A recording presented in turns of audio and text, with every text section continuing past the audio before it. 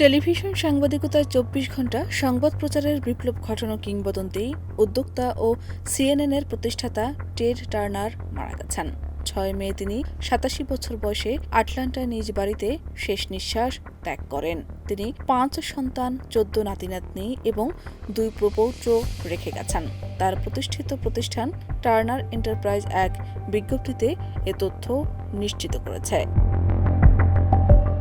যুক্তরাষ্ট্রের হাইওয়েতে জন্ম নেওয়া এই আটলান্টা ভিত্তিক ব্যবসায়ী তাঁর স্পষ্টভাষী স্বভাবের জন্য মাউথ অব দ্য সাউথ নামে পরিচিত ছিলেন। ১৯৮০ সালের ১ জুন তিনি বিশ্বের প্রথম ২৪ ঘণ্টার নিউজ চ্যানেল হিসেবে সিএনএন চালু করেন। সেই সময় অনেকে তার এই পরিকল্পনাকে পাগলামি বলে উড়িয়ে দিয়েছিলেন, কিন্তু টার্নারের অদম্য সাহসিকতা সংবাদ প্রচারের সংজ্ঞা বদলে দেয়।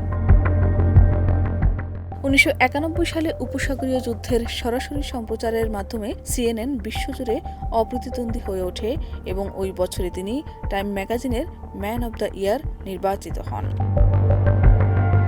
টেড টার্নারের কর্মজীবন শুরু হয়েছিল মাত্র ২৪ বছর বয়সে বাবার বিলবোর্ড ব্যবসার দায়িত্ব নেওয়ার মাধ্যমে। এরপর তিনি রেডিও স্টেশন এবং পরে টেলিভিশন স্টেশনে বিনিয়োগ করেন। মিডিয়া সাম্রাজ্য গড়ার পাশাপাশি তিনি ছিলেন একজন সফল ক্রীড়াপ্রেমী, বিশ্বখ্যাত নাবিক এবং পরিবেশবাদী। শিশুদের পরিবেশ সম্পর্কে সচেতন করতে তিনি তৈরি করেছিলেন ক্যাপ্টেন প্ল্যানেট কার্টুন। টার্নার কেবল ব্যবসায়ী করেননি। ১৯৯৭ সালে জাতিসংঘকে $১ বিলিয়ন অনুদানের ঘোষণা দিয়ে বিশ্বকে চমকে দিয়েছিলেন। তিনি জাতিসংঘ ফাউন্ডেশনের প্রতিষ্ঠাতা এবং পারমাণবিক অস্ত্র নির্মূল আন্দোলনের একজন সক্রিয় কর্মী ছিলেন। এছাড়া বিলুপ্তপ্রায় বাইসন রক্ষায় তার ভূমিকা ছিল অগ্রগণ্য।